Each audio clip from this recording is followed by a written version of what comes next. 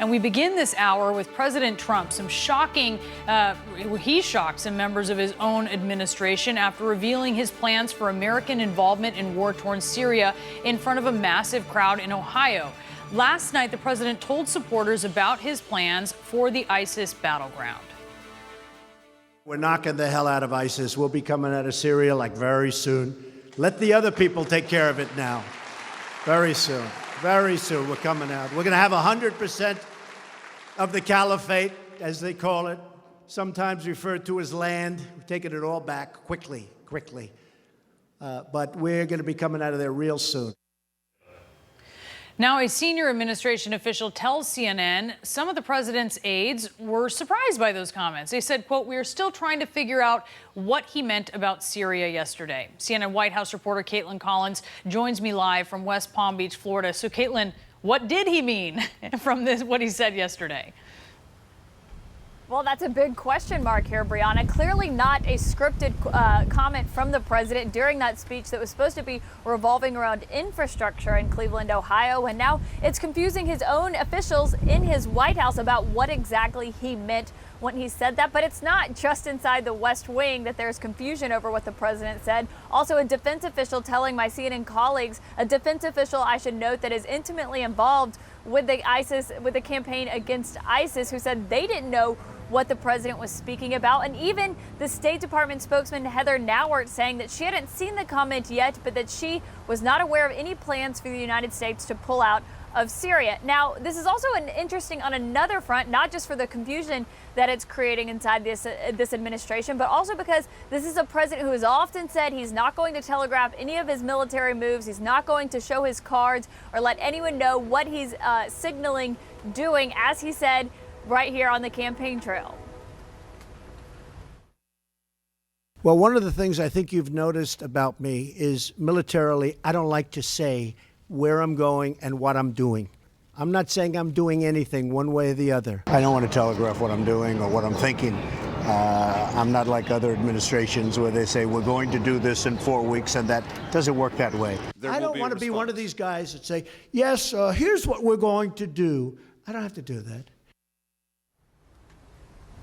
So this is a president who was regularly critical of the Obama administration for previewing an attack on Mosul and Iraq. He's brought up that on several occasions, so it makes you wonder, this is the commander-in-chief. If he is making this decision to withdraw troops from Syria, that is a decision he can obviously make here, and he obviously clearly has not informed any other officials of concrete plans to do so, but it is certainly something he can decide. But even if it is his plan, it goes against his thinking that he's not going to telegraph what exactly he's doing here, Brianna. But if he is making this decision, it's quite clear he hasn't informed anyone else, Brianna. Caitlin Collins in West Palm Beach, thank you so much. I want to continue the discussion now with my panel. We have Ned Ryan. He's a former writer for President George W. Bush, and he's the CEO of American Majority. And Isaac Wright is a Democratic strategist and the former executive director for Correct the Record Super PAC, now a partner at FSSG. Okay, so Ned, what's going on here? Because either he is telegraphing what he's going to be doing, or he's just sort of blowing hot air and isn't really talking about what the plan is for Syria, and he's just kind of ad-libbing some stuff that may not be true. Which is it? Well, I think yesterday probably made an argument as to why we have teleprompters and we stick to the script. I mean, this is, you know me, I'm one of the president's biggest supporters. One of my things that I'm always harping on is a little bit more message discipline, whether it's on Twitter, whether it's on the stump with teleprompters. Stick to the teleprompter, stick to what's been laid out for you, even be a little boring if you have to be, especially in a midterm election. So I got to tell you, I think it just comes down to basic message discipline. And again, it's one of those things that's always been a bit of a struggle. I'd love to see them work on that moving forward. It wouldn't be, Isaac, a sort of campaign-style speech for the president if he didn't mention the wall. Let's listen to something that he said yesterday. We need walls. We started building our wall. I'm so proud of it. We started. We have 1.6 billion. And we've already started. You saw the pictures yesterday. I said, what a thing of beauty. So The wall, what he's referring to there are some photos that he tweeted out where he said it was the beginning of the construction of the border wall. The problem with that is that it's not, right? It's basically the mending of a fence, the repairing of an existent fence. But I wonder from your perspective, when you're looking at that and you're fact-checking these kinds of details, I mean, is it just white noise? Is there really a point to it? Is it something that politically Democrats can really make, I guess, progress with? Well, it's dangerous, and we should treat it as something more than political because it is. This president has made it part of his campaign and now his administration to create a constant assault on the truth. He posted photos on Twitter saying it was the beginning of the border wall when we all know good and well those photos, even the DHS officials have admitted, they're from a fence that started in 2009. He claims this $1.6 billion is part of a new border wall, when in reality it's not. That money was put there by Congress to fund drug interdiction along the border, to fund greater surveillance with law enforcement along the border, and to patch existing walls with proven fence technology that predates May of last year, i.e., it can't even be the prototypes that the president has looked at in San Diego. This president has made it a constant battle and assault on the truth, and we as Americans, not just as Democrats, but as Americans, should reject that and should not allow it. Ned, you want to react to that? I do. I mean, I obviously disagree with Isaac on some of what he said, but I would agree with him. This is not a good thing, not in regards to what Democrats or anybody else, but his base. I mean, this is a big issue, Brianna, for the base. This is one of the reasons he got elected.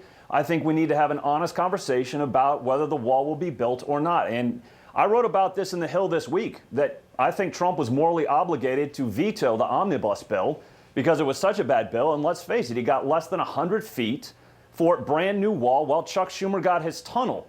And I think Trump should have sent it back and said, give me a short-term spending bill and let's have a conversation about how you fund my priorities. And that's what we need to have the conversation about. And the base needs to keep pushing and saying, this is why you got elected. We want funding for the wall. And if you have to veto omnibuses and send it back and go into a showdown with Congress, then go ahead and do that because the base will be with you. So I think we just need to have an honest conversation about whether the wall will get funded or not and how far Trump's willing to go to do that. And I think he should even think about, and I don't say this lightly, Brianna, Reagan shut down government 8 times during his administration, still had 3.5% growth. I think Trump needs to be willing to say, I will go so far as to say, I will shut down government unless you fund my priorities, and let's see what happens from there. Well, we are on track for some shutdown records, maybe I will say that. Okay, community colleges came up in this talk. Let's listen.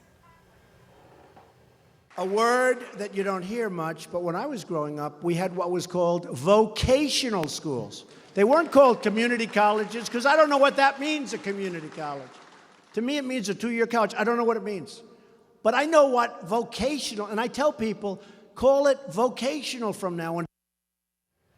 Wait, what? What is he talking? There are community colleges that are not vocational college. What's he talking about, Ned? I mean, everyone knows what a community college is.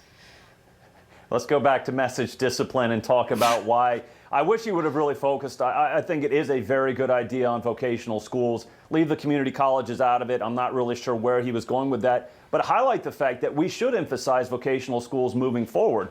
That there should be a conversation about, you know what? I don't think everybody needs to go to a 4-year college. I think they should go to vocational schools and really focus on that. Again, it comes back to, Brianna, message discipline.